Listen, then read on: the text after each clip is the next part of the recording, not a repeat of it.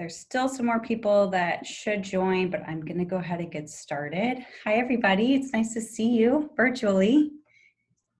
And thank you so much for joining. So yeah, first of all, before we go any further, I'd like to acknowledge that I'm hosting this webinar on the unceded territories of the Musqueam, Squamish, and Tsleil-Waututh First Nations. Let's all take a moment to acknowledge the land from which we are on, wherever you may be. If you feel compelled, you can share where you are on the chat, but let's just take a moment to acknowledge that.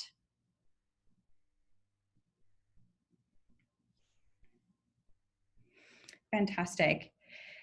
So again, before we begin, I want to touch on some Zoom tips. I am recording this session. The intention is to make this available to all investees and alumni investees of SVP, as well as to our partners who are curious to learn more. So just a heads up on that. Today's format will be quite different than the last few sessions we've been doing, in the sense that I'll be doing a lot of the talking, which I don't love. This one's really focused on content today. So it is a bit of a fire hose, but the slides I'm providing have quite a bit of detail and additional resources. And the intention is for you to refer back to those slides, as well as obviously you can always just reach out to me directly. And I'm going to try to cover all the high level points in this process. With that in mind, if you do have questions, please ask them. And if they pop up as we go, feel free to just ask in the chat. But periodically I'll pause and ask for questions and we'll be able to address them then.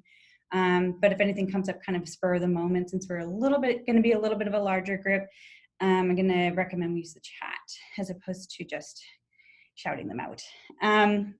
Yeah, and today we won't be using breakout rooms, so we don't need to talk about managing your expectations on what's going to happen with that. So I will go back to sharing my slides.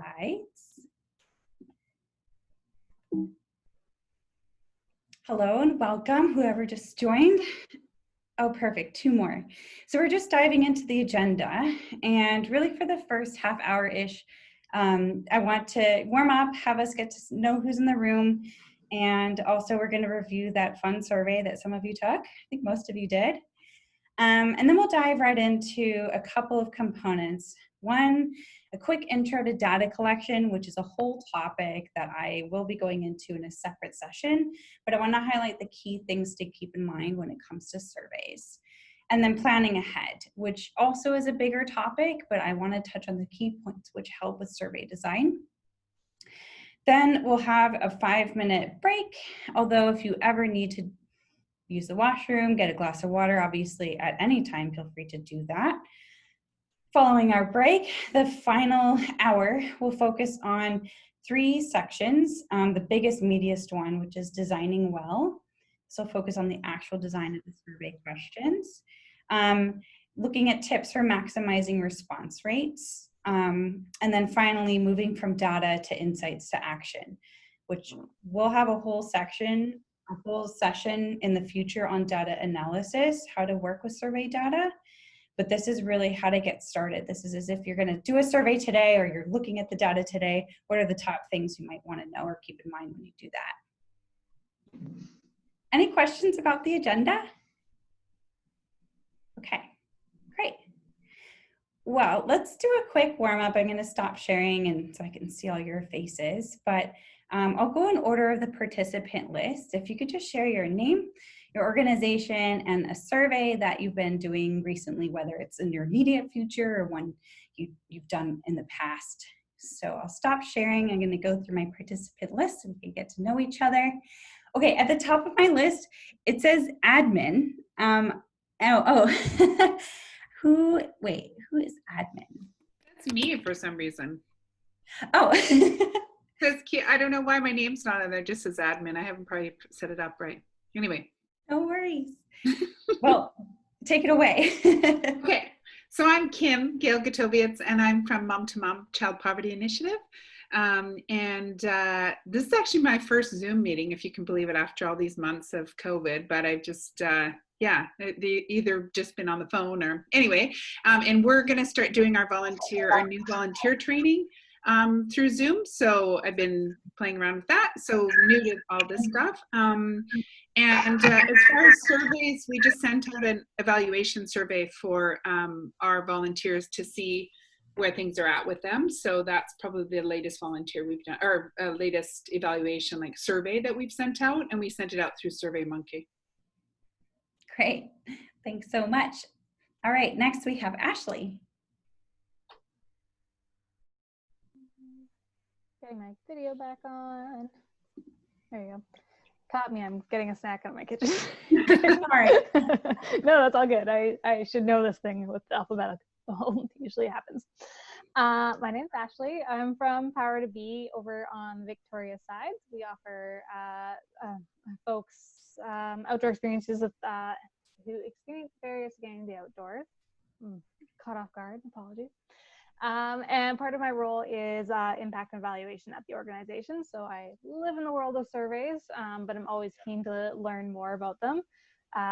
Most recently, our survey focus has been actually on our staff team and learning a bit more of how working from home and all the adaptations through COVID have been sitting with staff. So we've been doing was weekly survey check-ins with them, and then is now gone to bi-weekly to reduce the survey fatigue that was happening. Perfect, thank you. Next, we have Caitlin. Hi, everybody. I'm Caitlin. I'm also with Mom to Mom, like Kim mentioned. I am a program coordinator with the program. And as well, we just recently sent out a survey through SurveyMonkey for our volunteers just to do a general check-in to see how they feel they've been supported, and just regular check-ins with everybody to see what we can do to help them. Perfect, thank you, Caitlin. Next, we have Emily. Hi. Sorry, I had trouble getting my audio to work. What was the question that we're supposed to answer? Just your name, your organization, and if a survey you have recently done or are about to do. Okay. I'm Emily. I work with Art Starts in Schools. We provide arts opportunities in schools across the province, as well as out of our location in downtown Vancouver. I have two colleagues on the phone, so I'll let them talk about some of the surveys we've done recently, but one that I am thinking about doing upcoming would be to we administer some grants, and so sending survey out to grants to see how the experience has been for them, to try to continue our efforts in reducing barriers for accessing, making it easier for folks to get the money to do the good work in their schools. Great, thank you, Emily. We have Hannah next. Hi folks, forgive me, my video is not working right now, so I will be just audio. I am one of the colleagues that Emily mentioned from Art Starts in School, so I'm the program coordinator for the booking and touring service. Essentially myself and then my colleague Pavan, who is also here, we act as a liaison between the school districts in BC and artists from Canada, mostly residing in BC, who tour schools in the province. Obviously that's not happening in the way you could imagine it would be with the current time we are in. The most recent survey that we sent out was to our artists, asking for maybe some different program avenues we could explore with them and what they were interested in seeing for the next year with their work. Yeah, thank you. Thanks, Hannah. Next, we have Lisa. Hi there, I'm Lisa Brooks with Baby Go Round Helping Families Society. And the most recent survey I sent out was a SWOT analysis sent out to our key stakeholders in preparation to do our strategic planning. We use SurveyMonkey. Exciting, cool. Lizzie? Hey everyone, I'm Lizzie. I'm with Zero Ceiling. We're based up in Whistler. We're a non-profit working with young people facing homelessness. Apologies if there's some background noise. I have my dishwasher on. We have recently just launched a peer support program for young people facing mental health challenges. So the latest survey we did was to collect feedback from them on their experience of the pilot program. But we're also having a lot of bigger conversations about how we measure the impact of are kind of long-term big programs that do a lot of different things. So I'm really excited to get some insights into how we can do that. Thanks. Great, thank you, Lizzie. Next we have Kim.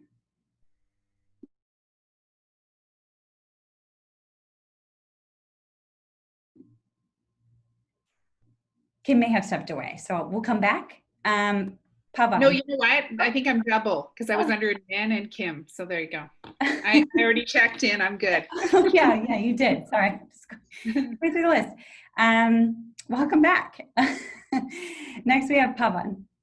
Hi, I am Pavan. I am the third Art Starts employee. My video is also acting up a little bit, so I have to turn it off after I talk.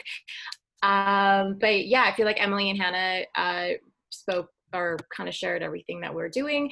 But I am the booking and touring manager, and we've already done a survey, or Hannah conducted a survey through Google with our artists to see how they feel about doing a physical or digital showcase, which is like our annual 2-day conference. And the upcoming survey that we're probably going to be doing is one that I'll be leading, and that will be around the delegates or the folks that actually attend showcase and how they feel about a physical versus or digital versus a physical showcase. Yeah. Great, thank you. Silvana.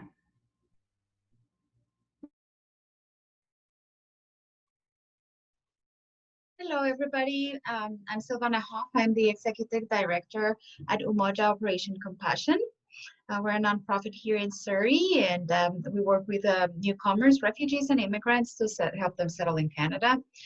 Right now, I'm working on a survey. It's a technology skills survey that is for our employees to see where they're at with technology, because now with the new normal, we might have to adapt our programs to work remotely. And you know, I need to know what kind of training I need to give my people so that they're able to give continuity to our programs remotely if that has to happen. So that's what I have been working on right now. Thank you. Great, thank you. And Tyler. Hi everyone, my name is Tyler Fairbrother, and I'm here representing the Learning Disabilities Society of Greater Vancouver. So just a little bit about our organization. We're a nonprofit charity that aims to provide educational services for students with suspected or diagnosed learning disabilities. And currently, in terms of what we're doing with surveys, we are now starting to incorporate a little bit of assistive technology into our organization, and we have an assistive technology researcher working with us over the course of the summer. So we are going to be letting some parents and students basically get exposed to some different types of assistive technology software that we're going to be supplying to our parents and students, and we're hoping to then design a survey to get a little bit of feedback on whether or not they found it helpful and gain some more information related to that. So I'm really excited about today and to sit in and learn some more. Thank you. Great, thank you, Tyler. Wonderful. So yeah, I just wanted to preface today with by noting that survey design is actually its own degree. There's a lot of information, you can go really deep on this. My goal is to give you the tips that I think will be most relevant to the context that we're working in. And also, it's not about getting it perfect. It's just about making micro steps to kind of improve the way we're doing it each time as we go. And so if you hear something today, or if it sounds like you've done everything wrong today, that's not the case. It's more like these are different ways to probe and prompt your thinking for the next time you do the survey. And really the goal is to design better so that we get better results. And with a better designed survey, we're more likely to get people to respond accurately and respond at all. And so I'm going to list a bunch of best practices today, and they're applicable in most cases, but there's certainly exceptions, and there's times to break the rules too. So the subject is often presented as very black and white, but I think there are gray areas in this space, and I'm happy to open up the conversation in one-on-ones to explore those gray areas. So like an example, later on I'm going to talk about select more than one that apply, and I'm going to put up some caution signs on it, but a lot of people might say avoid them. my perspective is caution, but there are times to use it. So that's just an example of a gray area where some people might have a hard line on something that you might hear, and I might take a softer line on it because I think it just is so context-based. So for fun, I'd love to dive in first into the survey that you guys filled out. Thank you so much for doing that. What I'd love to do is kind of go through it, but question by question, and get your feedback on your experience taking the survey. And what I'm most curious about as we go through these questions is really to think about how you might have done it differently, and to share a little bit about what was easy, what was difficult, what was weird about this survey. So I'm just going to dive right in. As you can see on the slides, we have the Animals and Pets survey title with the first two questions: where do you live and how old are you? We can't see your slides. Oh, thanks. Okay, here we are. We can see them now, yeah? Sorry about that. Thanks for telling me. So we've got the title heading and where do you live and how old are you? So I just wanted to start by thinking about, the question of how you might have done these questions differently, and if you would have. What did you think when you took the survey and filled out these two questions? Silvana, you raised your hand. Dive right in. Oh, hi there. Okay, so this is the thing with one thing that I find a little bit weird is the age ranges. They seem to be a little bit off. Like you have 0 to 5, then 6 to 15, then 16 to 55.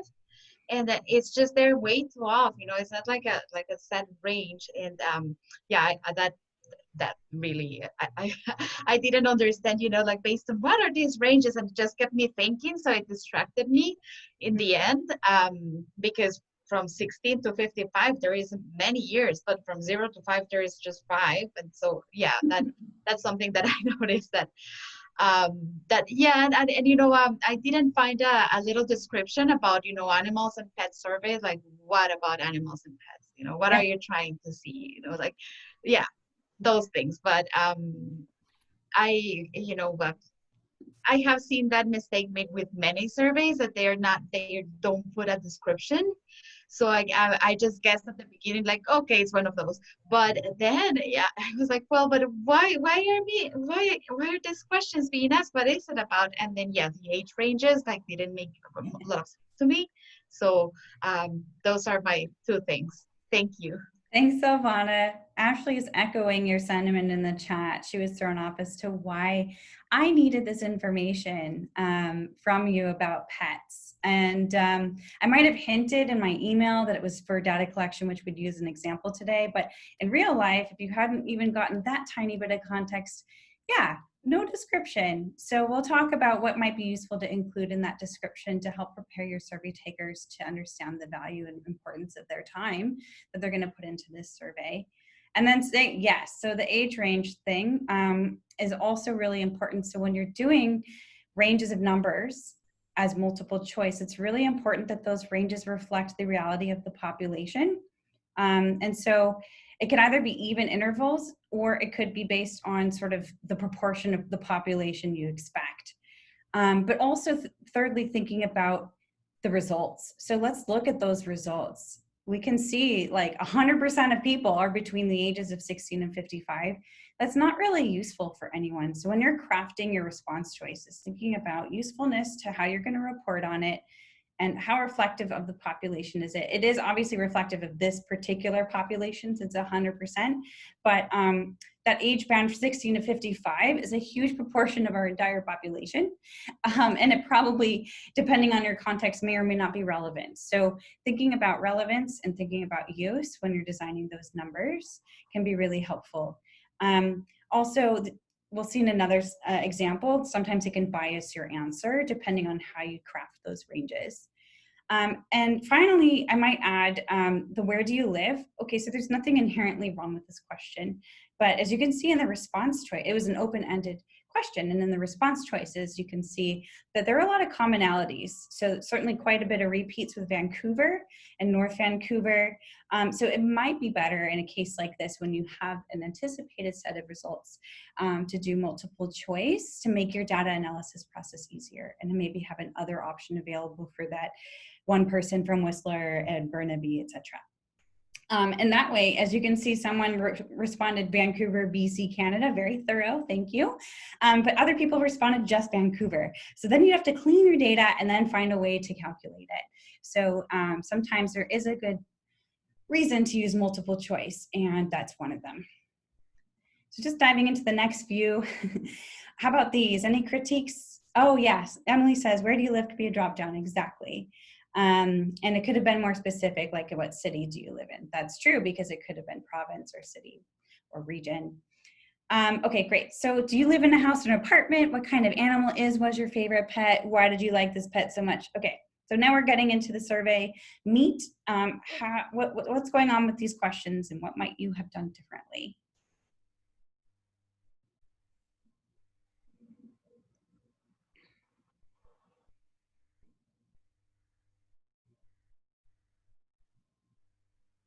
Okay. Oh, Ashley says the second question is asking two separate things. Makes it difficult to answer. Yeah, it's a little bit oddly worded. Anyone else? And you can speak up during this section. You don't have to chat this time. I just meant later. I think, sorry, it's Lisa. I think for the second question, again, a drop down or a multiple choice would be easier as far as data analysis, because someone might write poodle, someone might write dog, someone might write, you know, whatever. And then you're going to have to do lots of work cleaning the data. Totally. And even you see someone did cat capital C and someone did cat lowercase. Yeah. That can matter if you're using like a pivot table function or whatever. And then you could have another option for your llama and your guinea pig, for sure. The other thing is just, it's just a little thing, but do you live in a house or an apartment? I think there should be an other option, because some people live in co-ops or some people live in, you know, whatever. I just think that that would kind of, yeah, there should probably be an other in that situation. Totally. Yeah, sometimes. So multiple choice is helpful, as we can see in the case of the dog and the cat, maybe for analyzing your data, but we have to be careful not to limit the options too much. This is a very obvious example of how we might be limiting people too much. If you don't live in either, you would have been forced to pick one because it's a required question, and that biases your responses. So absolutely, having another option is important.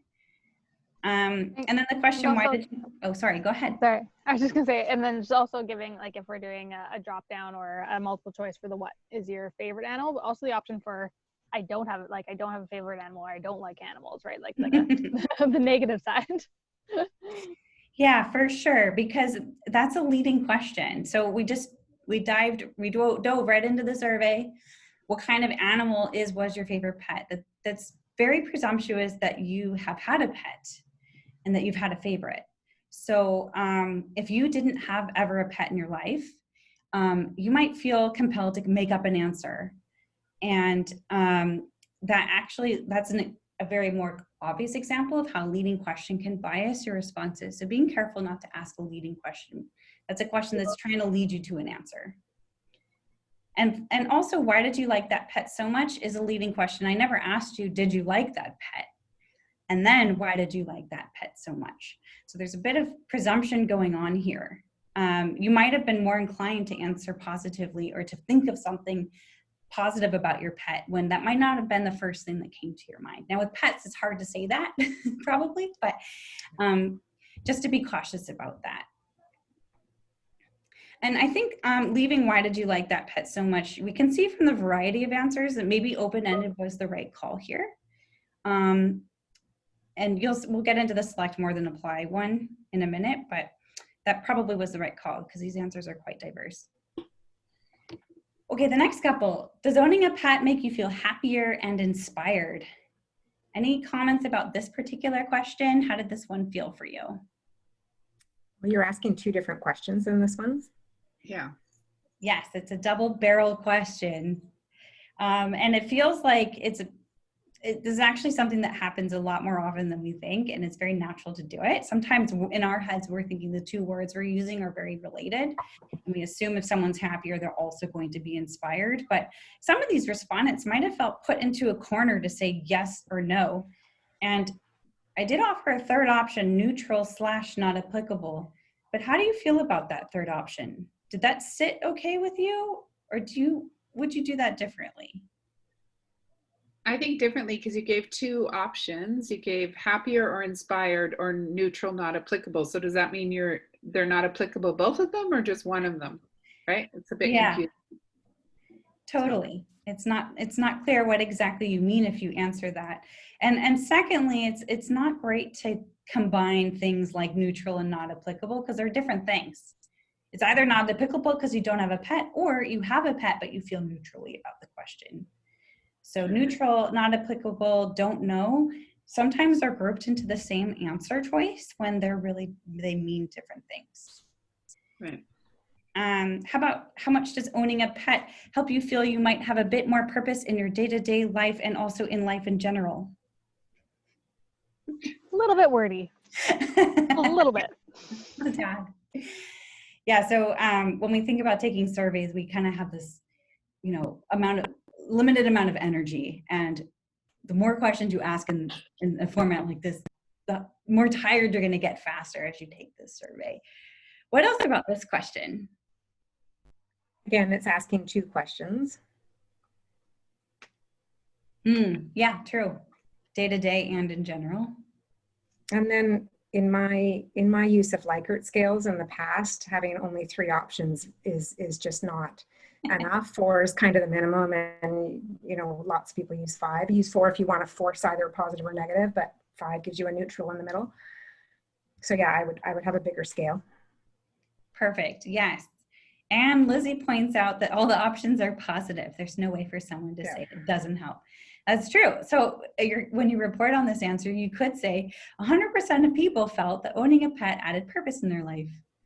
And, it's possible, remember, that we might have been forcing someone to say they have a pet when they don't, because we never gave that option in the beginning. So it could be including someone who never has had a pet. Okay, next. How many pets have you owned in your life?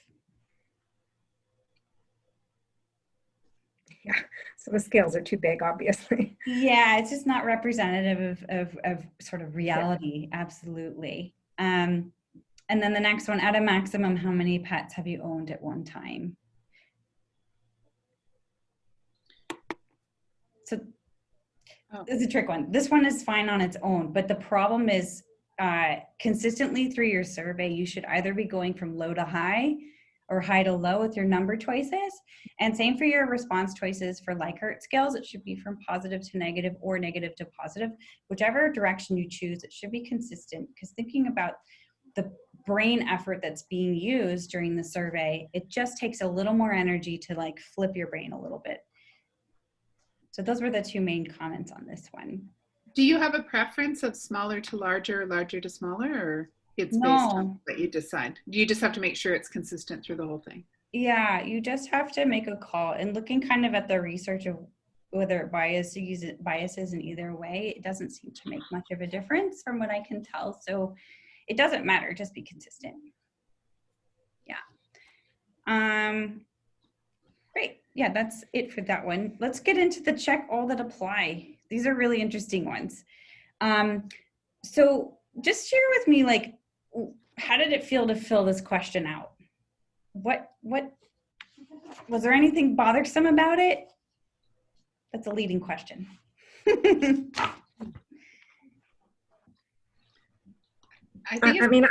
Sorry, go ahead. Oh, sorry. I was just gonna say, I think it's describing the pet, not how you're feeling about the pet.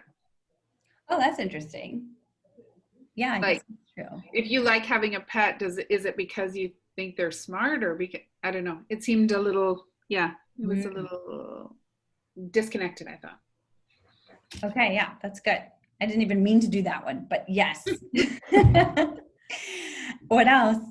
Anything else about this one that was a little bit? I just found some of them just wouldn't be typical ways that I would describe a pet. Like I don't know. I just think you'll get lots of kind of one-offs, like they're silly or they're hilarious, rather than the more common ones of I like walking outdoors with them, or they're lovely companions, or the kind of more typical responses that people would have. Totally. The challenge is, especially when we're surveying communities that we're serving, to make sure that we're offering options that are relevant without kind of leading them to an option that they may not have selected. And so this will go to the tip I'll share later about how to sense check and test your survey with the community that you're addressing with the survey before you release it, so that you understand the relevance of the options you're providing. And then you mentioned both silly and hilarious. So there's two options that are quite similar. And we have a lot of options here in check all that apply. And my caution sign with check all that apply is that if you have too many options, it can tire the person out. They may not actually read through all of them if they're in a hurry, and they might be biased to select just the top few. In this case, you guys did not fall for that trap because they're lovely companions. One of the last options was the most popular, but you may have been more likely to click they're smart than if it were at the bottom. I don't know that, but studies have shown that that's possible, especially if you offer far too many options. So sticking to 5 or so is usually a good ballpark, and also making sure if you're able to in the survey, format that you're using, like SurveyMonkey, try to have those responses be randomized so that each person sees it in a different order, which may potentially improve the accuracy of the responses. Now, with a smaller sample size, it might not matter as much, but it's a good precaution to take. So those were kind of the main things. So when it comes to check all that apply, it can be useful, but limit the options, randomize. There's no other here, and other might have been nice just to make sure you're not totally putting words in people's mouth. And then finally, consider the data analysis side, which is this slide where this is from SurveyMonkey, how it comes out. So each person, if they selected more than one, it's going to be separated by commas. This is a little messy. It took about 3 or 4 steps in Excel to get it to look like this. And sometimes SurveyMonkey can analyze this and make it look pretty. But if you want to do your own analysis and export this to Excel, just think about how useful this might be for you. And imagine if you had 20 options, how messy this could get. So as we think about survey design, thinking about the back end as well, making your job easier later is important as well. Okay, the last few. If you own a pet, how many times did you feed them during the month of July? How did this one go for you guys? I mean, I just think the data would be irrelevant because it would be very dependent on what kind of pet the person had or how many pets they had, or you could just do nothing with that data. That's true. And I put you guys through a lot of work to figure this out. Maybe not a lot, but you had to do some work. You had to think about how many days were in July, multiply that by the number of times you feed them per day. You could have asked, on average, how many times a day do you feed your pet? And then you go ahead and do, if you really needed to know about July, you go ahead and do that math. So reducing the burden on the survey taker as much as possible without making it so simple you don't get the data you need would be my feedback also in that question. Owning a pet has increased my mental health.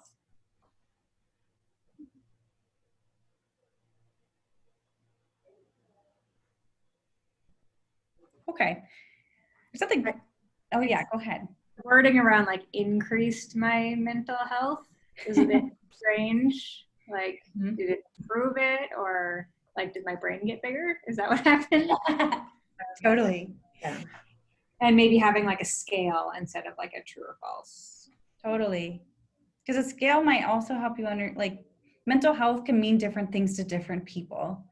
And when you're designing a survey and you use a phrase like confidence or mental health or connection to nature, you could leave it up. You should think ahead of time whether or not you want to leave it up to the survey taker to interpret it how they wish. Maybe that's what you want.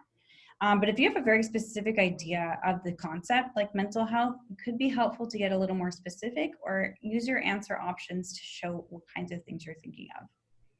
Also, you might have within your team different understandings of the term confidence or mental health.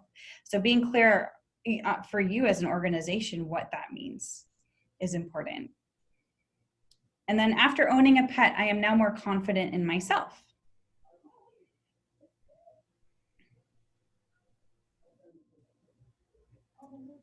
So some of the same things repeating again, the not applicable, don't know are two different things. Yeah. Probably would be more of a scale than a true false. Yeah. Because if you felt a bit more confident, would you put true or false? You know, like they're just the same kinds of things we've already discussed. Anything else? I can see you did that different order thing again, where it was true, and then false, and then this one was false, and then true. The last one is, those are all yes, yes, yes, yes. And the last one is really thinking about the question of attribution. So after owning a pet, I am now more confident in myself. Without contextualizing this with other questions and other data, you can't really report on this answer. Let's say 100% of you said true, or a large percent of you did. It would still not be fully honest to say, because of owning a pet, 90% of people are now more confident in themselves. So it may have been that a lot of other things were going on as, you know, the 10 years that you owned your pet, that you built confidence in yourself. So this question alone cannot tell us whether or not owning a pet caused you to become more confident in yourself. So sometimes we're trying to get at that causality, particularly because our audiences, external audiences, want us to really dig into proving that we did this thing that happened in the future, when there are a lot of other confounding factors that could have affected the results. Sometimes you can address that by asking a few additional questions or getting some qualitative data. And sometimes you simply can't prove that in a survey. So that's very context-based, but I also wanted to throw that in there to highlight that, like, you can't always prove attribution by designing a question like this. It would not be honest to report on this and say 90% of people after owning a pet as a result became more confident in themselves. Okay. Thank you very much for your labor and the time that you put into taking that survey and for your data. Oh, I forgot one thing. I wanted to talk about the llama, the person who responded with the llama. So it turns out that the person with the llama, I don't think owned a pet. Yeah, they never owned a pet, or they don't like owning pets. And yet they answered that they had a llama, and they answered it's fluffy. They said they had, I think, like over 50 pets in their lifetime. And this is someone being silly. But see, yeah, they said 21 to 25 in their life. This is what happens if you put people in a box and they lose confidence in your survey right away. Sometimes they just start clicking random stuff. So that's another reason to make sure your survey builds and keeps the confidence of your survey taker, to reduce the times it does that. Now, llama, whoever you are, thank you for doing that.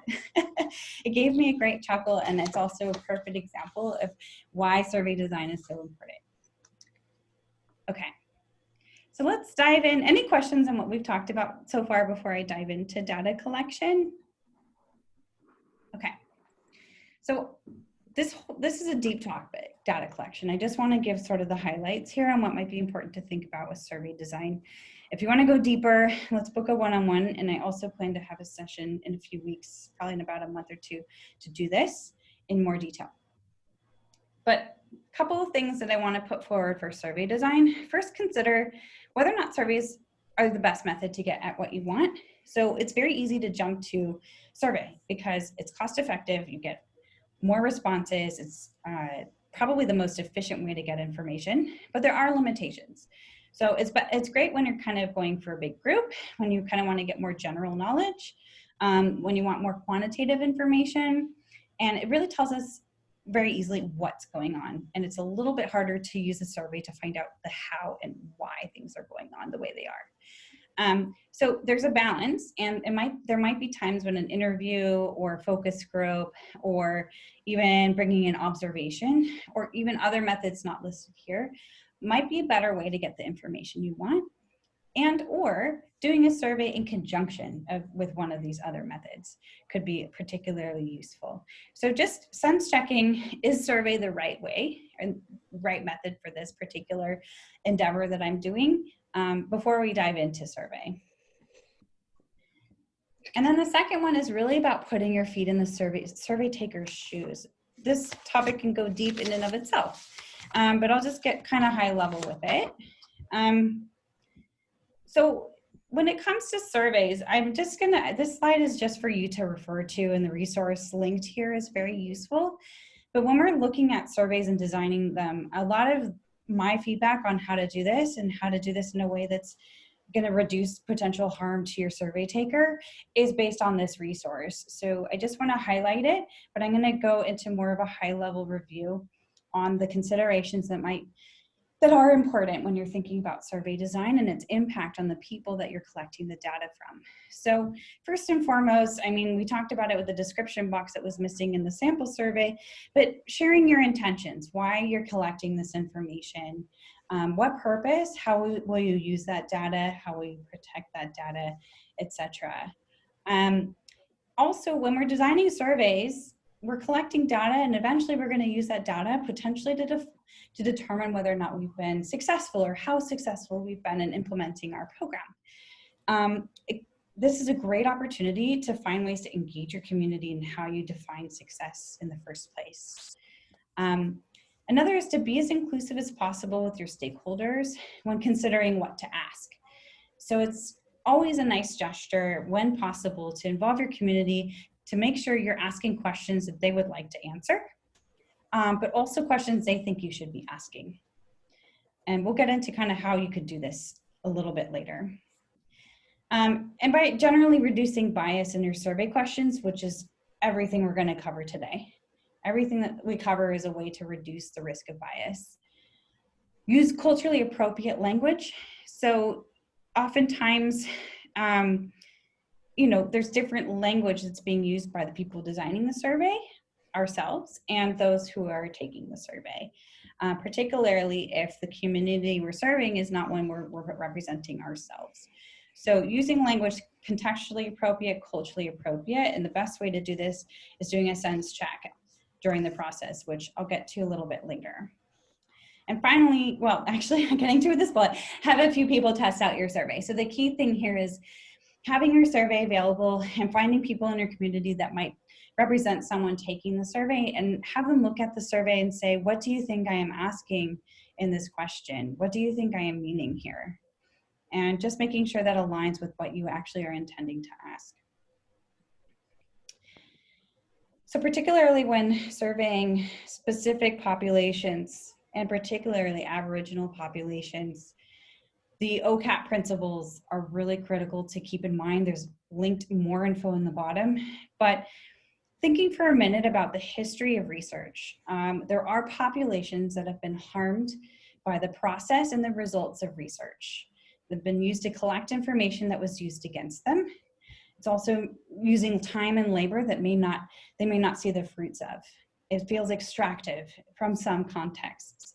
It's important to think about being careful when we're surveying or getting data from populations, from our communities, to be mindful of what their history and their relationship to research and surveying may have been in the past, so that we don't replicate that harm.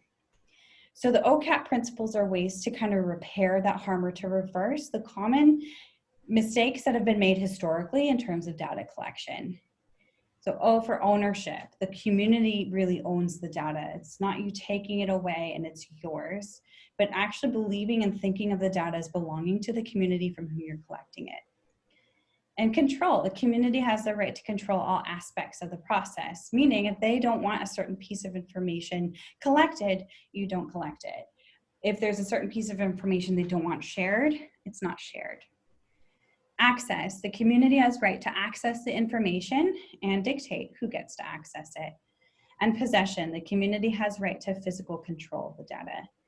So these are applicable, you know, when working with First Nations groups, but I think they're good protocol to keep in mind to the extent that is possible in all of your research practices. There's also a manifesto for ethical research on the Downtown East Side linked here, which is incredibly useful as well, and a cultural competence guide for research.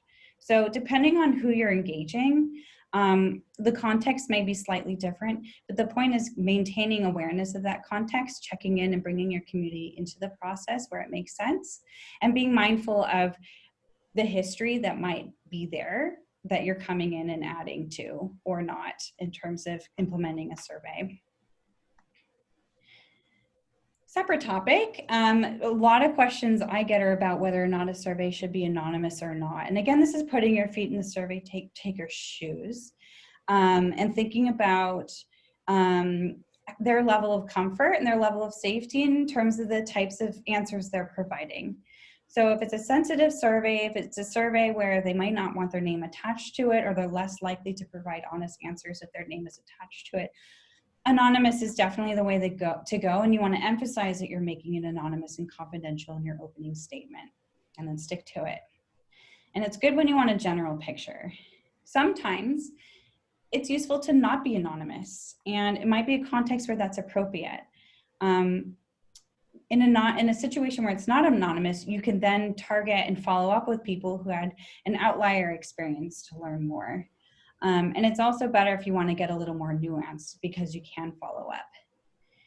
A workaround for this is you can make your survey anonymous, but at the end say, if you would be open to talking to us more about your experience, please share your contact information here. And then you're leaving them the power to open the door for more conversation if they want it. So that's a potential workaround you could consider. And consistency. So in data collection, and this applies for data collection and analysis and everything you do with data, consistency is important. So consistent individuals who are doing the data collection, if it's especially qualitative data collection, making sure they're trained in the same way and using the same format and process. And as mentioned before, you all kind of have similar understandings of what you mean by certain words. And then finally, don't switch or mix formats. So a written survey and like a phone survey, even if you're asking the same questions, the format can affect the way people respond. It's best not to try to mix written and phone, or email, or like online and phone and that sort of thing. So try to stick to one format.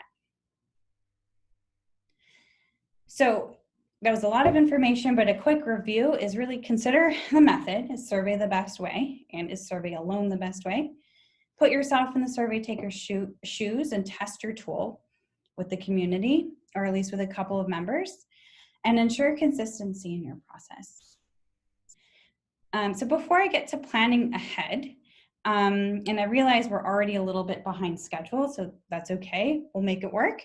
Are there any questions about sort of the process of data collection?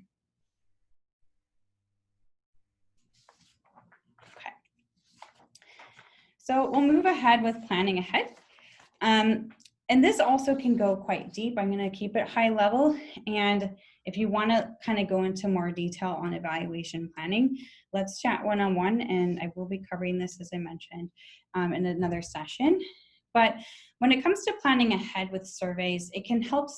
It's more time at the upfront, but it can help make your analysis and reporting a lot more smooth and a lot more effective by putting the time in ahead of time to do some planning. So what do I mean by planning? It really is about starting with the end in mind. So this sounds obvious, but getting clear on your survey purpose, and a really useful tool for doing that is establishing what I'm calling your evaluation questions. These are not the actual questions in your survey. These are the high-level questions you hope to answer by collecting this data. I'll talk about that briefly now, and if you want to go deeper in that, we can at another time.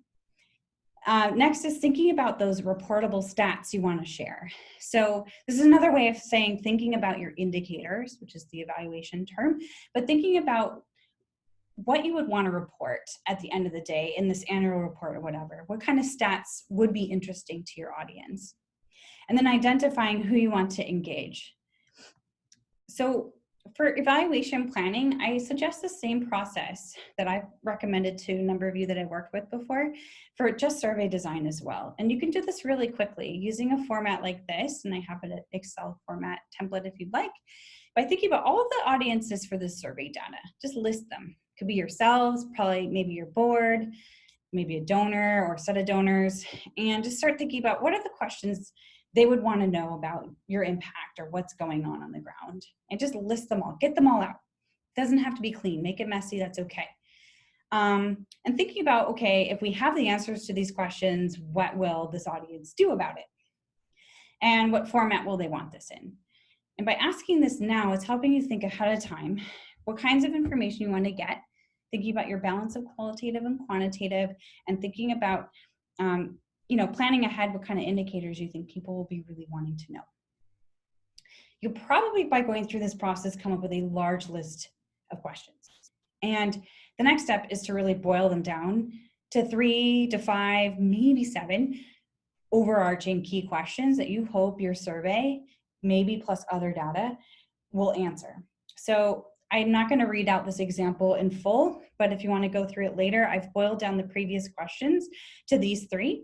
And good evaluation questions are not going to box you into a yes/no answer, but are more about scale or more about nuance. So how engaged are our students with the program? To what extent are we increasing confidence?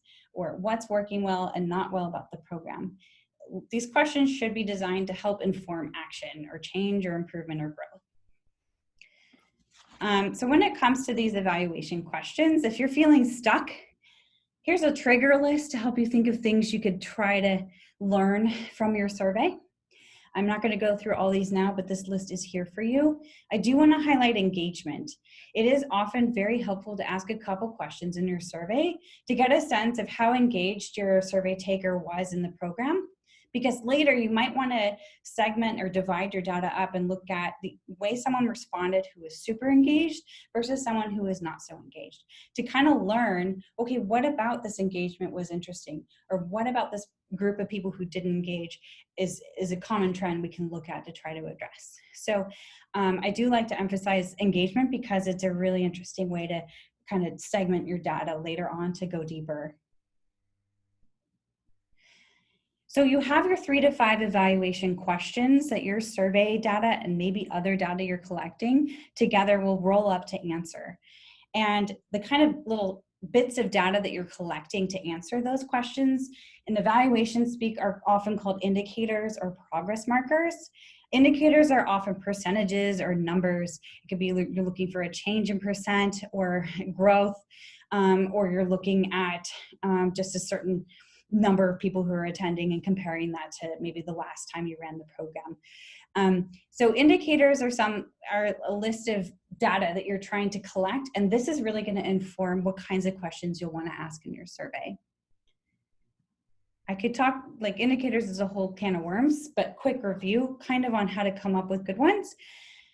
Think about what gets measured gets done. So making sure if you're collecting, say one stat is number of people attending, don't make that your main stat, because whatever numbers you use are going to incentivize whatever action you're going to take. So let's say if you a lot of people are attending your program, but you're trying to double it, and your focus just becomes on increasing attendance, but you don't look at other things like quality of experience or satisfaction, you might miss some things. And that's an obvious thing, but especially when you're reporting out or promising to others what you're going to report, being mindful of what gets measured gets done is helpful. Thinking about, okay, if this indicator were like the primary indicator that I report on, what would it mean for someone to hold me accountable to this? And do I want that? Quantitative and qualitative are always helpful. So in surveys, you can ask both types of questions. Qualitative gives the story for the numbers, and numbers can help give the stories more context. So they really do work lovely together. And multiple sources can be helpful too. So thinking about if you're trying to get information, especially about children, especially if they're really unable to answer a survey themselves, it can be helpful to look at from multiple perspectives from volunteers, program staff, observations, teachers, and parents. And by bringing all of these different perspectives together, having them all validate each other about the same experience is a more powerful and actually kind of more rigorous way of going about validating your data. Quantitative is often, as I mentioned, a percent or a number, and qualitative can contextualize quantitative, and it can also be in the form of stories. It is possible to quantify qualitative data, but that's a separate conversation. And I'm happy to talk about that one-on-one if that's of interest to you. Indicators, so on things like confidence or mental health or family connectedness, sort of more like things that are hard to quantify, people have done the work to think about how to ask these questions in surveys and get meaningful data. So I've listed some resources here, but you can also chat with me or other investees as well, because we've all been working on similar outcomes in a lot of cases. But there's an indicator library here at the link from Demonstrating Value that could be useful. There's some localized, so BC specific child health and development indicators. The Adolescent Health Survey, looking at how they design their survey and how they ask questions around mental health with youth could be helpful. UBC's Human Early Learning Partnership has more than three, but these are 3 key tools they use to measure child development outcomes.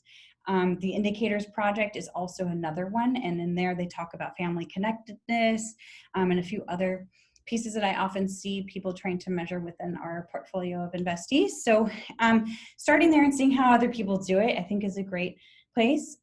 If you're curious if there are other investees looking at similar outcomes to you, I'm happy to have a look at my notes and maybe facilitate an introduction so you two could learn from one another. Or you could just come chat with me and I'm happy to offer my thoughts and perspectives too. And ultimately testing your indicators. So what does it mean if 50% of students have increased confidence? Is that good? Is that lower than we expected? Starting to think about, if we got data on this number, what would it mean to us? And I mentioned segmentation already. So if you ask some questions in your survey that help you understand the degree of engagement someone's had, or what location they're at, what sort of region they're from, or school or program, then you're able to look at responses and divide them by those groups to see if they varied because of those different segmental conditions. So there are so many different ways you can segment, but the most common that I've seen have been by geography and by engagement level.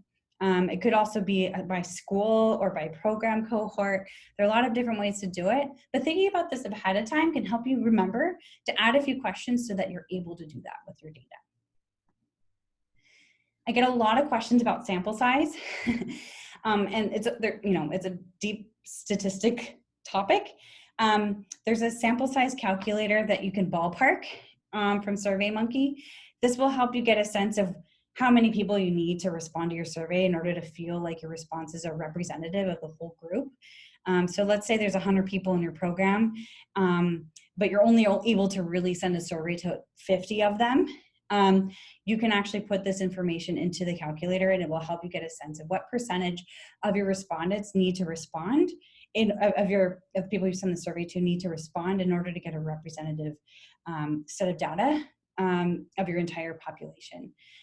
If you have more questions on this is a bigger topic. I'm happy to talk about it separately. I just wanted to highlight this particular calculator to ballpark sort of how many people you think might need to respond to your survey. Okay, so key takeaways. Gather your laundry list of questions from your audience members, roll them up into 3 to 5 high-level sort of evaluation questions. Identify and test your indicators to answer those questions, and clarifying who you want to collect your data from and getting a sense of how many of the people you're sending the survey out to need to respond in order for you to feel confident in your results.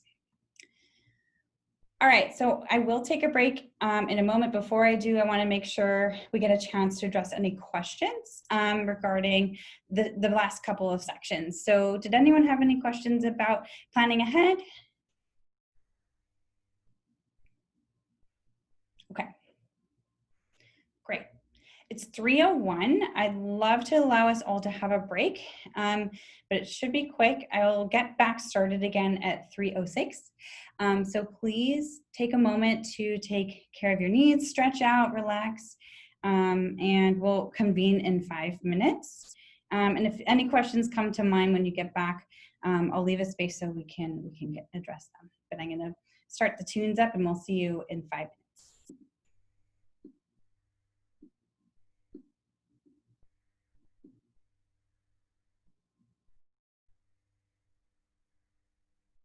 All right, I'm gonna dive back in and let people ease their way back. So we've got the next couple of sections, we're actually back on schedule. So we've got designing well. And when it comes to survey design, as I mentioned before, it's important to kind of think about your survey taker as having a set amount of energy. So you can think about it like a phone battery, and they start out at 100%.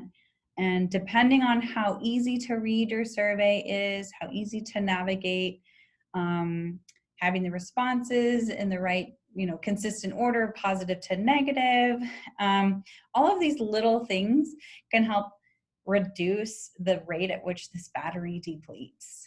The better designed your survey, the longer you can get away with it being as well.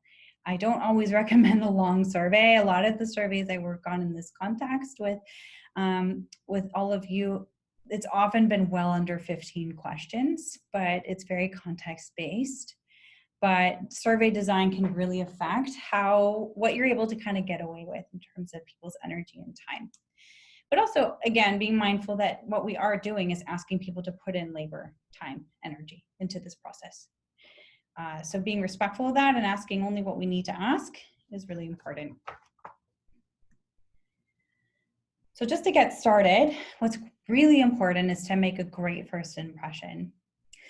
So at the very start, as we mentioned, having very clear instructions on how to fill out your survey, thanking them for their time and efforts, mentioning to them in your introduction why the survey is important, why their information that they're providing is going to be important, and how it might affect them. Let them know that this is going to be used to improve the program for them, for example. And of course, assuring folks of anonymity if that's a path that you've chosen, and confidentiality regardless of the survey being anonymous, and being clear on how you intend to use the data. And think about how you might use this data, because if you say one thing and then later try to use the data for something else, that's an ethical question that you might want to consider. It's a little bit tricky, and I would caution against that. So if there are multiple uses that you might anticipate in the future, make that known as much as you're able to. And leading with what's most important. So putting your most important questions at the start. In the example survey, the first question after two sort of demographic-ish questions was, do you live in a house or an apartment? That's probably, if I wanted to know about pet ownership and the benefits of it, that probably wasn't the best lead question. Because as I mentioned, people start out with a lot of energy and have depleting energy by the end. So you're gonna get you want your freshest brains at the beginning to answer the most important questions.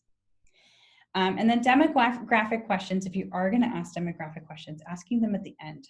A lot of research has shown, particularly if you're answering questions related to ethnicity at the beginning, that it can affect the way the rest of the survey is filled out. It also kind of tells the survey taker that that's really, really, really important to you, which it might be important, but they might interpret it as something that they're going to look at their responses through a different lens because of the ethnicity that they've selected. So demographic questions at the end. And just picking the best question type for your needs. So there's really two big options, closed-ended and open-ended. Closed-ended help you get predefined answers. As we mentioned, cleaner data, easier for comparison. You can also use it to get a sense of degree. But if you don't ask them right, they can be leading. And depending on the options you provide, it can be limiting. So balancing it out with some open-ended to help people provide clarification, context, etc., can be really helpful. So using a combination strategically can help you get the best quality answers possible. If you're all open-ended, consider the data analysis ramifications of that.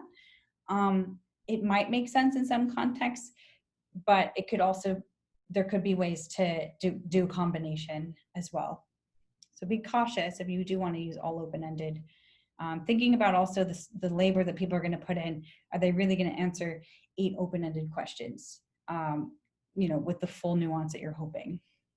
Maybe not. So closed-ended questions.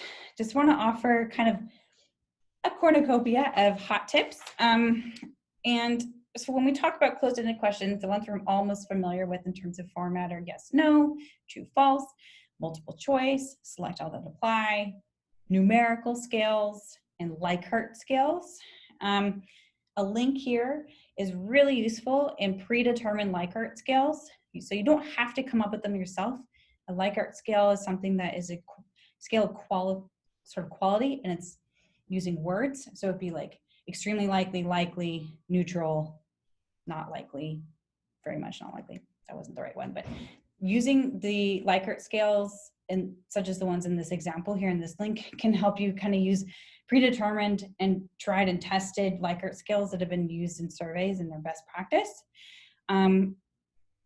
So these are the different kinds of questions you might be considering and using.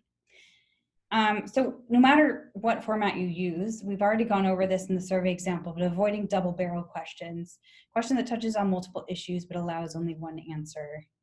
And this is a tendency that you might not even notice you're doing it.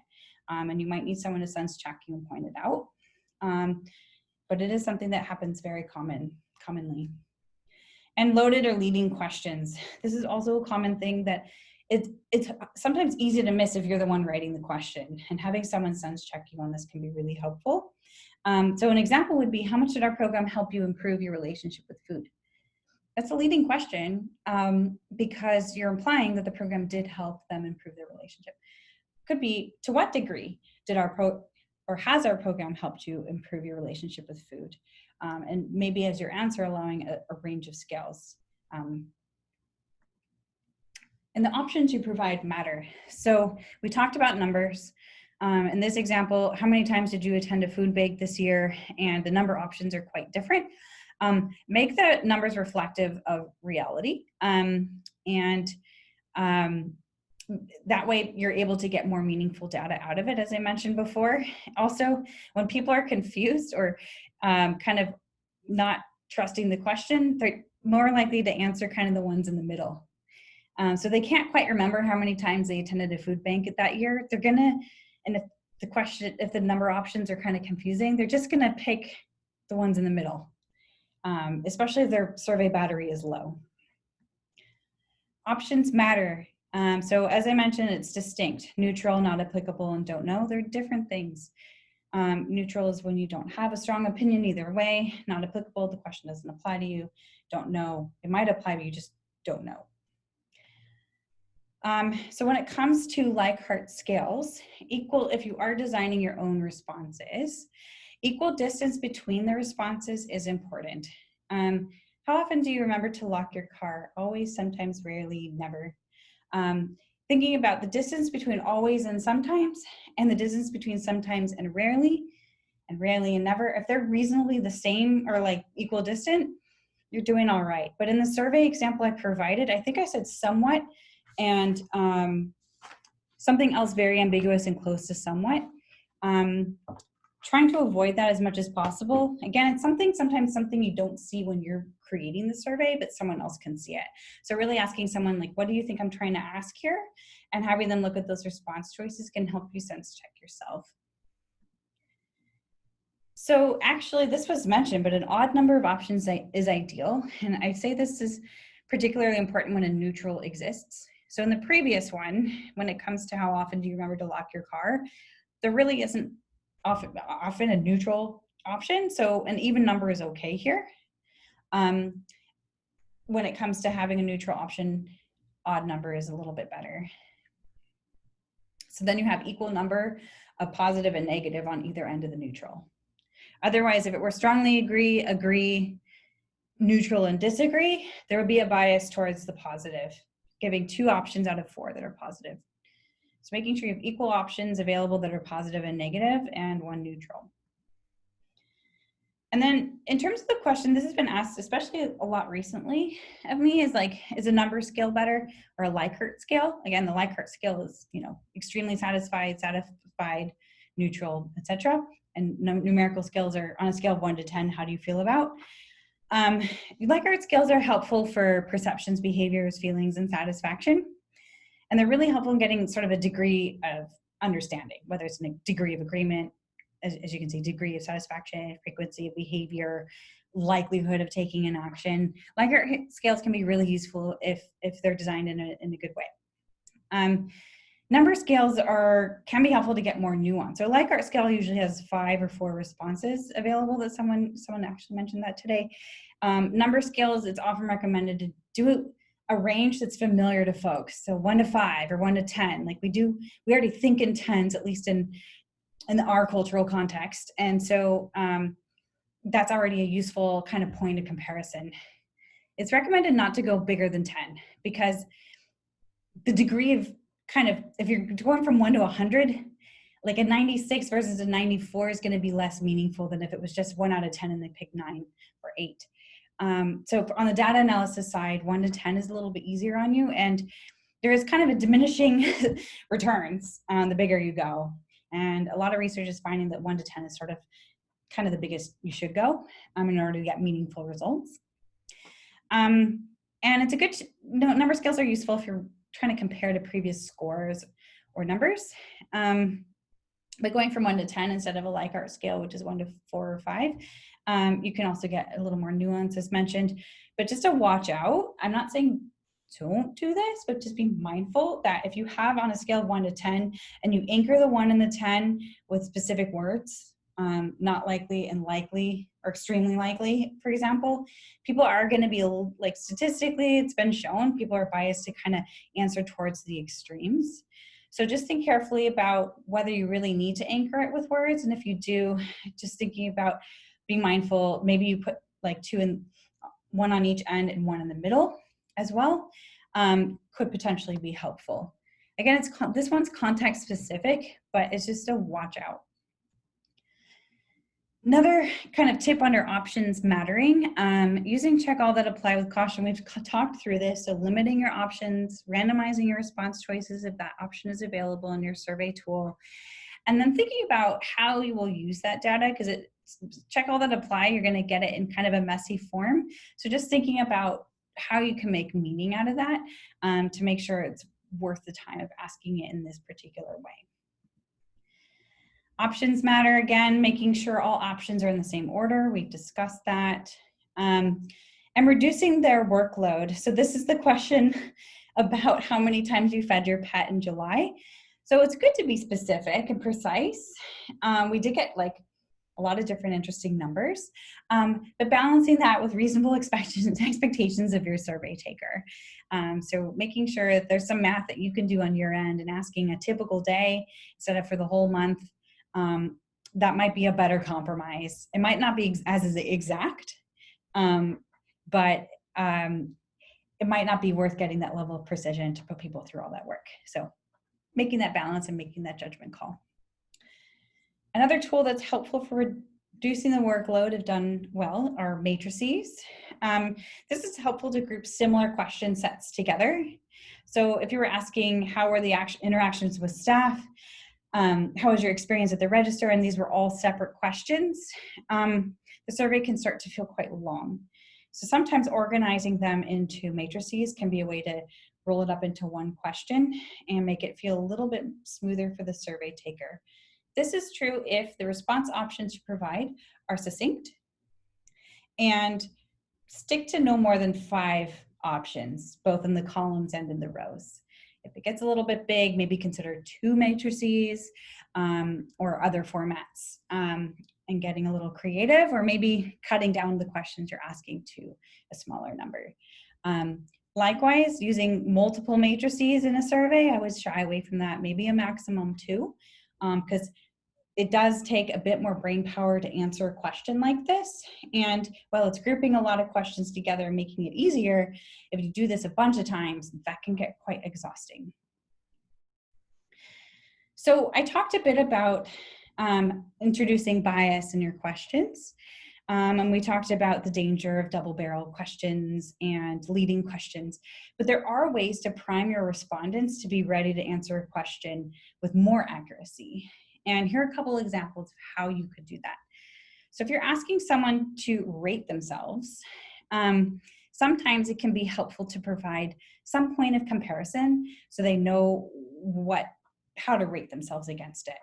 So in this example, an example would be to ask, compared to most students in your grade level, how prepared do you feel to write an essay? As opposed to just asking, how prepared do you feel to write an essay? So that's a way to prime your survey taker to think about context that's relevant that might help them provide a more accurate response. Another example is helping people remember things better by prompting them to think back to the context where the question is relevant. So it would be something like, did you notice our campaign poster on the wall when you walked in the room? That might have happened a while ago, and that might not be fresh in your memory. To prime your survey taker, you could think about phrasing it a little bit in a more lengthy way by saying something like, think back to when you were in the room. Think of any places where signage may have been visibly displayed. Did you see any of our campaign posters? So you're kind of, this is like not quite leading, it's priming. And it could be a way, if you don't think the person might necessarily have remembered that there were posters on the wall, or what context you're talking about, you can sort of lead them there a little bit. So working with children, which is highly relevant for a lot of, almost like nearly all of our contexts, some considerations. So generally below the age of 7, it's just not recommended to use surveys. So using proxies where possible, meaning teachers or people who have observations are able to make observations on that group, just because there are a lot of reasons behind the psychology and the development stage of someone under 7 that make it hard for them to provide consistent and accurate results. And then there's, of course, the ethical concerns as well. So make sure if you are engaging children in research that you're getting permission. So 7+, when you ask kids who are over 7 when it's okay to do that, it's dependent on the context. But if you are going to go for it, focus on feelings. And the right here and right now. Time is kind of a weird thing when you're a kid.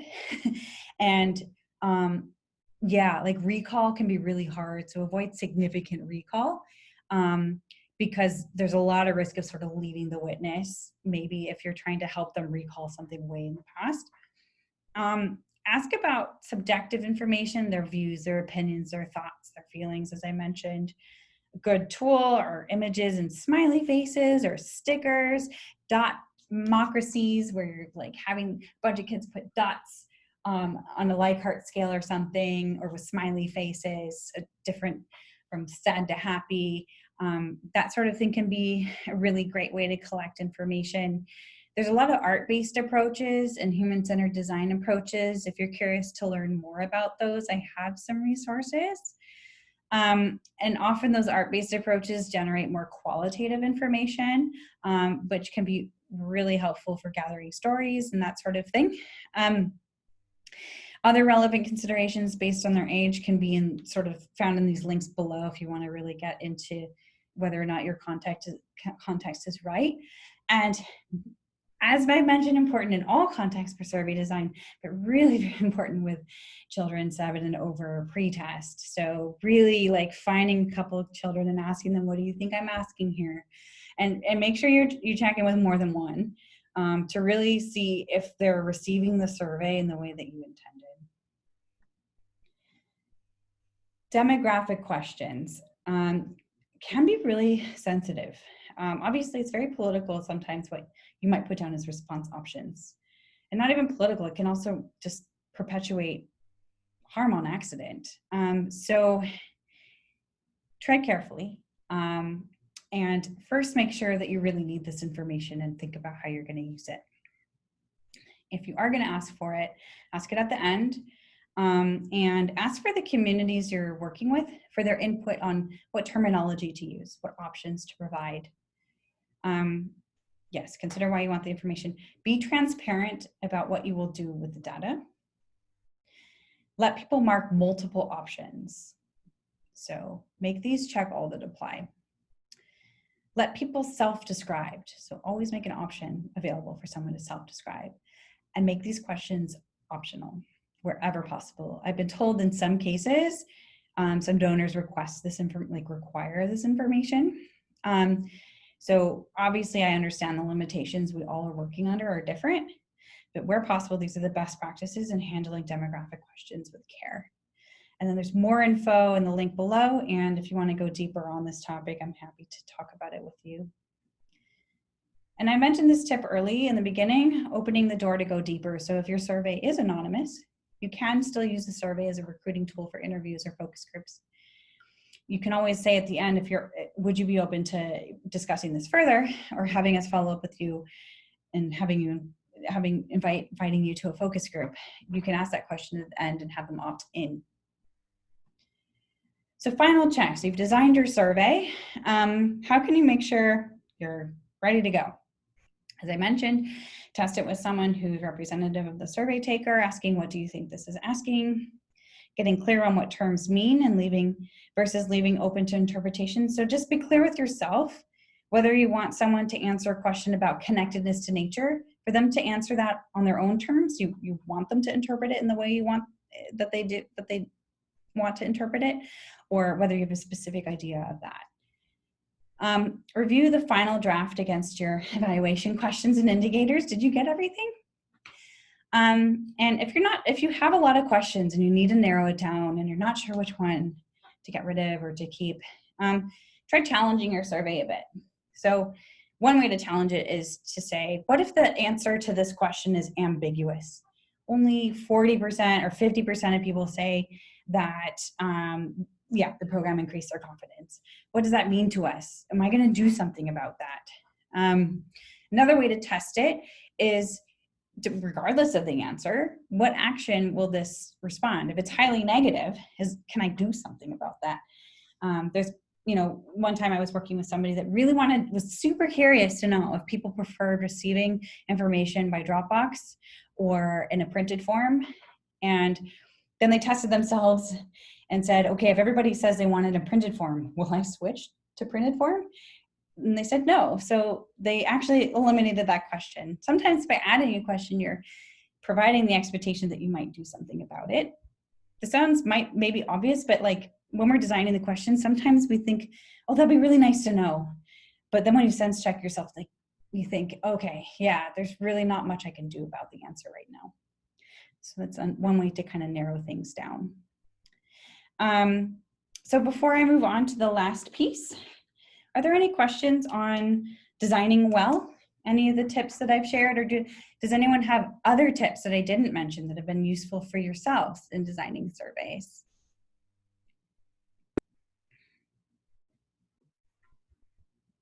Megan, I just think it's really important what you said about just making sure people know how it's going to be used, and also know that we're going to respect, how it's used, and that we're transparent about that. Because I think that, definitely with the families we work with, they've been sometimes asked a lot of questions and don't see the outcome. And so I think that's super important. I appreciate you stressing that. Thanks, Kim. Yeah. I have a question, Megan. It's Lizzie. We run like a day camp adventure program where we partner with youth agencies, mostly in the city, who come up to take part in our program. And we've always really, really struggled to get good feedback on it, because our connection point is kind of like one removed from the actual youth. Like, they're signed up to the program by the youth agency. We can communicate really well with the youth workers, who will give us their feedback, and that's been really valuable. But actually reaching the youth has been really difficult, and it's partly us. Like, this is really helpful. I can see there's things in the survey design that we can change, but that kind of, I think we're coming up against a lot of these issues of, like, they don't know how their data is going to be used. They don't really feel any sense of obligation to us as an organization to provide feedback. They don't see the benefit. Yeah. So I just wondered if you had any kind of insights around that. Yeah, it's hard. So it sounds like the youth workers are the ones administering the survey then? Yeah. Okay. And yeah.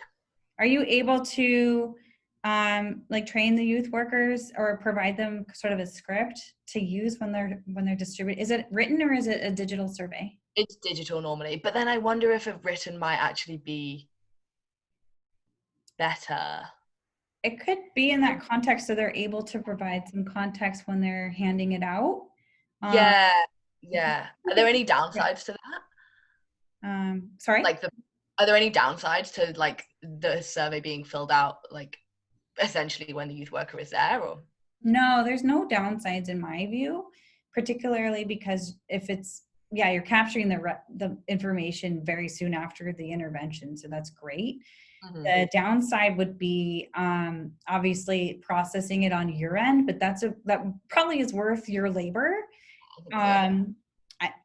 I would guess. I would love to know more about the context. But then what you could do is input it into a tool like SurveyMonkey or whatever you use and analyze the data from there. Okay. And if there are qualitative questions, transcribe word for word, right? Like don't like summarize it when you're entering the data. Then that way, then you can still kind of benefit from, like a quantitative analysis and saving yourself a little bit of time, but also, maybe the written way is better. Another random idea could be like if you pre-record a video of you talking about the context of the survey with a thank you. Is another challenge getting them to actually respond to it? Oh, literally, that's the biggest challenge. That's the biggest challenge? Okay. Getting people to respond, yeah. Yeah, so we'll get into it a little bit, but you could consider incentives. Yeah, we talked around. Yeah, like I wouldn't just do incentives across the board, but if it's a case where it's hard for them to respond, first making sure they're clear on the reason why could be one removal of a barrier. But if that might not be enough, you could consider incentives. A lot of investees have done creative things. I know Blind Beginnings, for example, with youth, they struggle to get responses from youth. And so they actually said when you enter a survey, you get one entry into a raffle for a prize. Yeah. And there's ways to manage that so they don't do the survey multiple times for multiple entries, which you can get into if you really want to do that. But that's just one idea too, is just thinking about some kind of token incentive. Don't make it too huge because that could, people will fill out the survey disingenuously potentially. So that could be another thing to think about. I don't know if that makes sense in your context, but I'd have to know more. But no, that's really helpful. Can I ask one more quick question as well? Yeah. Around, so we work with youth kind of like 14 through 24, so older than, you were just saying about working with children and how to survey them. But one thing I'm really conscious of is like a lot of people with learning disabilities and also language barriers, which I'm really aware can just put up huge barriers with collecting data. And because again, it's a one-off program, the one that I'm talking about, we don't know enough about the individuals that we're working with to be able to kind of predict that. So I just wondered if you had, if there was any resources out there for like just making it really accessible in as many ways as possible to all kinds of participants. Yeah, no, that's a great question. So normally if you know the language of the group or the primary language of the group, you can do translation and back translation. But in this case, that would make no sense since you don't even know who you might be reaching. The question I have back at you is, are you sure a survey is the best format for the information you want to get? Maybe the answer is yes, but I'm just curious. But yeah, no, I'm definitely not. So thinking about other methods could be helpful, but we should talk more if you're curious. That would be great. I'll stop taking up everyone's time. But I'm sure these are questions other people have had, and they're great ones. But yeah, if survey is your only option and you have this language hurdle, then we'll have to do some creative brainstorming around that. Because there might be something else. It's just finding something that's kind of quick and easy.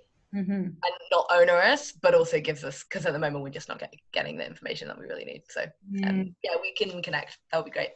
Cool. Yeah, that sounds great. We have that battle too, Lizzie. Like you're definitely not the only one. Because we'll have a group too where it's someone maybe has a seeing impairment and someone else might be deaf or whatever. So like it's hard to find the right balance for that group and also not be onerous on the staff. Yeah, exactly. Definitely interested on that too. Oh, cool. Have you found any solutions that have worked for your team actually on that, or is that still a hurdle that you're thinking about? We've had some that are successful in doing activities that like incorporate into what we're already doing. It sometimes involves the staff doing a bit more like observation writing. If we do we always do an opening and closing circle. So sometimes like that piece will be kind of our evaluation, but we've had other times where it's like, here, take this questionnaire and do it on your own, and it's meant to be anonymous, but the individual with a seeing impairment, had to work with the staff member to do it because we didn't have a braille or digital setup for that, for a digital reader. So it's learning as we go. Usually people are good at giving us feedback on that too, which is great. Yeah, that could be another thing is, I know that the participant group is a one-off, but maybe getting a few opportunities to chat with folks to see how they would like to provide feedback might be helpful. I know it's a changing group, but might get some hints for doing that. But let's chat more. And Ashley noted that you have a similar question. So happy to kind of loop you into that conversation too. Any other questions? These are great questions. Okay. Great. So we'll get into some tips on maximizing response rates. And so, yeah, a few things. One is considering timing. And so context matters, but globally, population-wide, timing, it's been known that Mondays and Tuesdays are sort of your better days to send out surveys, and Fridays are really your least productive day to send out surveys. So a lot of studies have been done on this, and Monday and Tuesday seem to be the winning days. Now your context might be different, but at a general level, those are generally better days. So whether you use that guidance or you consider your own context and think about what timing makes sense, obviously be mindful of what is best is important. And late morning is also apparently the best time to send out a survey on Monday or Tuesday. But what you can do is learn and adapt from your own surveys by looking at the timestamp. So one thing I noticed when we were doing a survey with, I think it was Mom to Mom a while ago, that a lot of the moms responded between the hours of like 11 p.m. and 5 a.m. And so that really brings home, the awareness of how busy these women are. And when they're filling out the survey, and you can also often tell how much time people are spending on surveys. So learning from that too and saying, oh my goodness, they spent 20, I don't think this was the case in Mom to Mom, but let's say they spent 20 minutes on this. I only intended it to be 10. Then that's kind of a hint at how you might do it next time. So that timestamp and that data on how much time people spend on your survey can be really helpful for adapting for the future.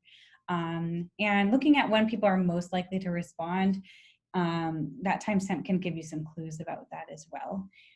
In your case, when I sent this out, most of you sent it out like right after I sent it, even though I think I sent it on a Thursday and less than ideal day. But it's just, again, it's context. Mode, so we just had a brief chat about it, Lizzie, about mode that's written versus digital. You can also do it by the phone and fill out a predetermined set of skills and questions on their behalf through conversation on the phone. So there are different ways to you can do text message surveys, like there are a lot of different modes. So just considering which mode might be most convenient and most accessible for the people you're working with.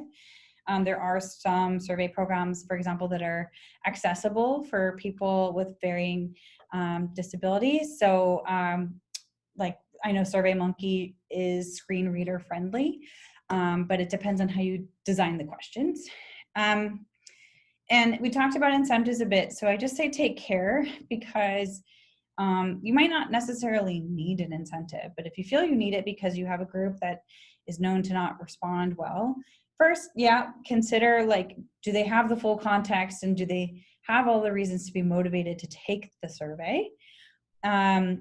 Thinking about maybe establishing a pattern of sharing back the results of the survey to that group and telling them oh, thanks for telling us about this. We learned this, and now we're going to do this about it. Could be helpful showing them what actions are going to happen, what change, what improvements are going to happen as a result of their efforts they put into the survey. Responses could be one way to do it. But Beyond that, if you feel you also need to incentivize, considering a non-monetary or small monetary gift, like a gift card, can be helpful. And or, you know, entrance to a contest or some kind of raffle could be helpful too. But really think about whether or not you need it. And if you feel that you do, keeping it pretty modest in size is always a good practice. Communication. So telling people in advance that it's coming is helpful and has statistically shown to help people be more likely to respond. So letting them know, let's say a week in advance, have someone kind of tout or explain why it's important. Maybe it's the ED of your organization saying, hey, a survey is coming your way. This is really important to us. We're going to do this because of your survey. So just heads up, it's coming. And then sending reminders, you know, frequency depends on context, but a few, like a week, maybe 2 days or 1 day in advance could be helpful. And giving people a deadline, but then in your planning, allow an extra week if you can. So you give them that deadline. Let's say you're not at the response rate that you want, then you can say, okay, we're extending it. We're giving you an extra week.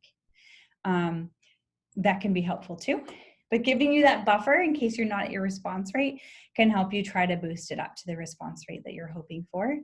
And multiple messages from multiple people, so they really understand that it's quite valuable to the organization. So from whether it's ED or like frontline staff, whatever kind of messengers you think would be most effective, thinking about having them be reminded of it in multiple ways could be good. I didn't mention it on here, but there are sometimes ways to build it into the programming itself, and making it part of, like if you have an activity-based program, you can make it one of the activities, especially if it's interactive and it's a poster board on the wall with dots and it's a dot-mocracy.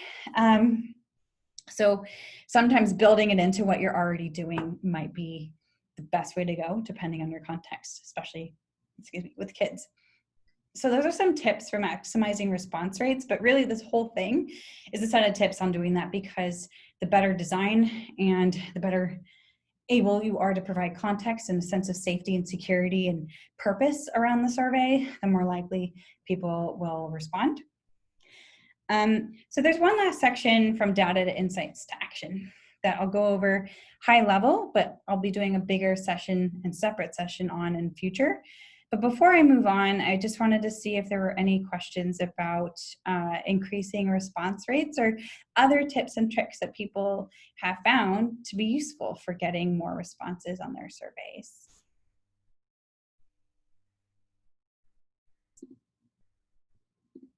Cool. All good. So finally, moving into what do we do with this data? So I really would love to do an in-depth workshop on taking some real data from SurveyMonkey and Google Forms, probably the most common tools people are using, and showing what we can do with it beyond what SurveyMonkey does with its automatic analysis to get the most out of your data. Today, I'm just going to be a little bit more high level than that. So in terms of identifying insights from your data, if you've planned in the way that I've suggested, and you have your 3 to 5 evaluation questions, and you've organized the data you're going to collect by those questions, then you can start to analyze the data in groups based on the ones associated with each evaluation question. And that's how you could report on it as well.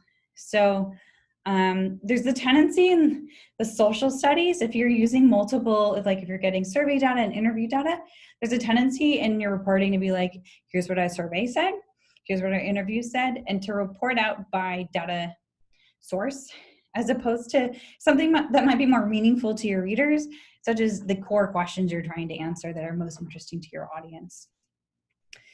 Have a data party. So this is another way, depending on how you engage the communities you work with, maybe less relevant for one-off experiences, but having a data party or some way to involve people in the data and having a say on what it means and what's done with that data can really help people get excited and motivated to keep producing information for you.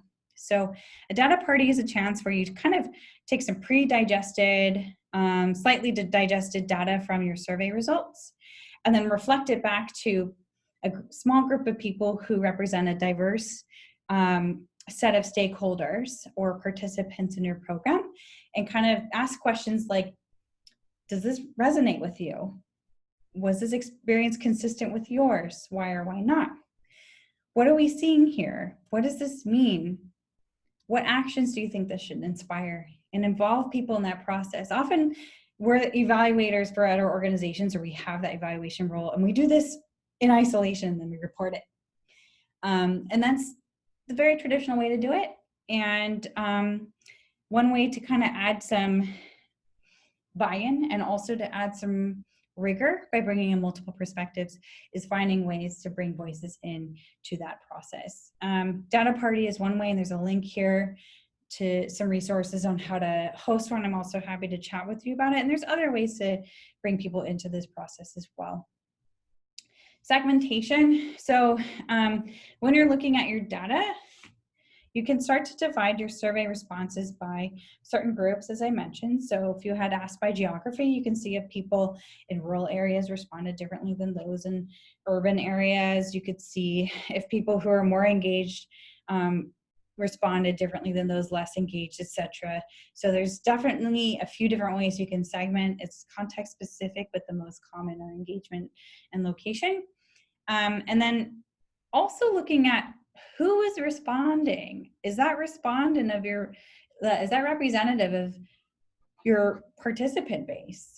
If not, let's see who's not responding, who isn't being able to access your survey or whatever tool you're using, and why, and how can we reach them and learn from them about why are they not responding. And similarly, maybe not exactly the same, thinking about finding ways to get information or to inquire into the groups of who's not participating. So looking at people who are dropping off, or those who you invited to engage but aren't. So let's say you send an invitation to your program, if this is how it's designed, to 100 folks and 40 show up. Looking at the other 60, is there some barrier or set of barriers that are in the way that you're not aware of and you can learn from? So looking at the other side, like who's not responding, who's not attending, can really help you find really sort of juicy pieces of information about impact and improvement. And then finally, I didn't put it here, but looking at your outliers. So trends are important and great, but also check out those outliers.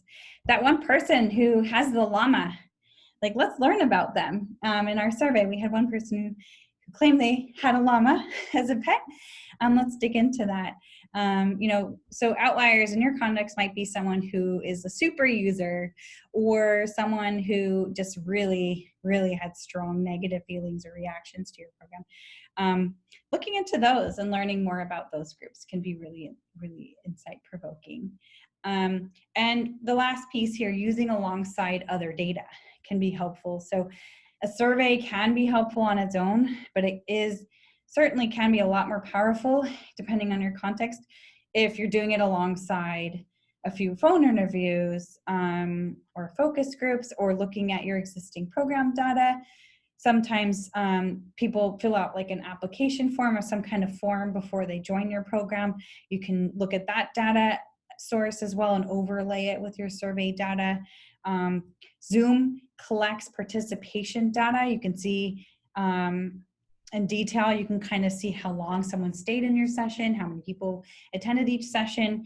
Depending how they register in Zoom, you can see like which ones they participated in. So finding neat ways to not burden your population with getting data, and finding other pieces of information outside of what they're providing to help add color to your story could be helpful. And in your open-ended questions, you can ask people, you can prompt people to tell you a story. Sometimes those stories can provide a lot of context for some of the questions that they answer. Getting long answers on surveys is hard to do, so usually a follow-up phone call could be helpful if they opt into it. If they say, yes, I would like to be contacted to tell you more. But those are some ways to kind of not just rely on a survey alone. So those are really the key pieces for insights, and that really covers a lot of the hot tips that I have for best practices in survey design. I know we covered quite a lot, and I also, there's one thing I forgot to mention that I'd like to mention now, and it's bouncing around, so I'm sorry, but it's reasonably important. So when we're looking way back in the beginning at planning our evaluation, our laundry list from our audiences, and we boil it down to our 3 to 5 questions, one thing that can be really useful too is, what questions are we not answering with our survey? And then using that as an opportunity to think about how to manage your expectations with the audience about why you're not going to answer that question. So here I've thrown in, the donor wants to know, are students doing better at math after the program, and are they more likely to graduate after doing the program? This might not be something you can answer in a survey, especially if you're not allowed to put math, like test their knowledge on math, which I know in a lot of contexts you really can't do as an outsider. And so the donor may want to know that, but just taking note of, we aren't answering that question. So we need to have a conversation with that person about why, and sharing with them what we are collecting instead and why we think that's important can really help add some weight to and sort of confidence and that they might have in your ability to evaluate your impact. And it could be a teaching moment. So I recognize sometimes having those conversations with certain donors will be impossible or very hard, but just being mindful of those opportunities by using this tool and being like, okay, what do they want to know that we really can't like legitimately answer with this survey? And is there an opportunity for a conversation here? So that was a key point I missed much earlier on. So I'm sorry to have jumped back to that, but I wanted to make sure I mentioned it because that's really important, I think. So now, concluding this, I'm turning off my screen sharing. We have a few more minutes left, and I wanted to open the floor to any questions people had in general about survey design or anything we covered today.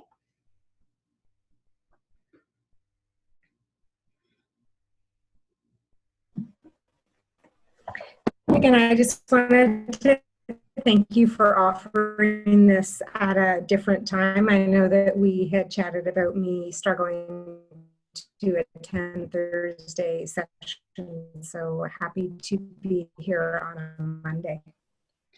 No problem. Yeah, I'm going to start mixing it up a bit more. It was a nice reminder that not everybody can do Thursday at 11.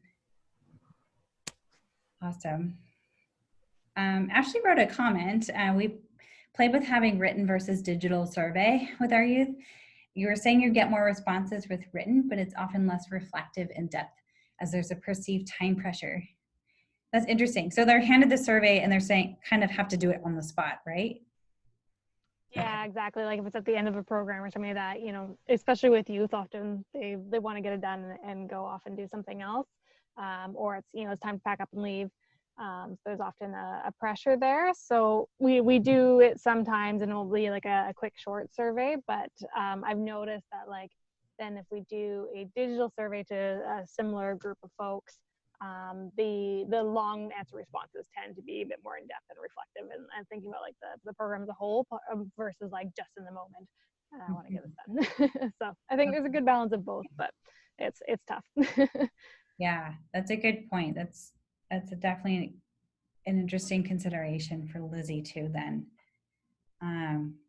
Great, thanks for offering that. Anything else? Any other challenges that you've had with survey design or anything else related to the topic that's been burning for you? Got one kind of question to throw out there. One thing we often play with is the someone else like filling out a survey on behalf of a participant. So either because they're too young or because of developmental need or anything like that. So it might be a support worker or a parent. And we've played with this in the demographics of like, do we need to report and say like, are you filling this out on behalf of someone or are you filling this out as parent? Like what voice are you using in this context? And it's tricky to navigate that one. Yeah, that's hard for sure. And then if you're reporting externally, it might be important to mention that was part of the design of the process, just so people are aware. But that's tricky. But it seems like if you're asking them that question, and then you just have that in mind as you're interpreting the data, I think it's okay. Of course, obviously, there's one layer between you and that person, but I think it's okay, especially if you've really taken them through training on it and making sure they're clear on what the question means and that sort of thing. Yeah, and I think that's where we sometimes lose it, because if it's just sent out in an email to a big group of people, it's sometimes confusing, and I feel like it doesn't always get interpreted correctly. That's hard. Yeah, the bigger scale, that sounds really tough for sure. Cool. Well, we have 2 minutes left, but I don't know if we have any other questions. I don't want to out the llama, but I think you're awesome. So whoever said it, thank you. That was really great. And I will be sending these slides out as a reference. And this, as I mentioned, this recording will be made available to all. All right. Thank you all for coming. Thanks for your 2 hours. That was a lot. So go take a break, shake it off, and see you all soon. Thank you. Take care. Bye. Bye.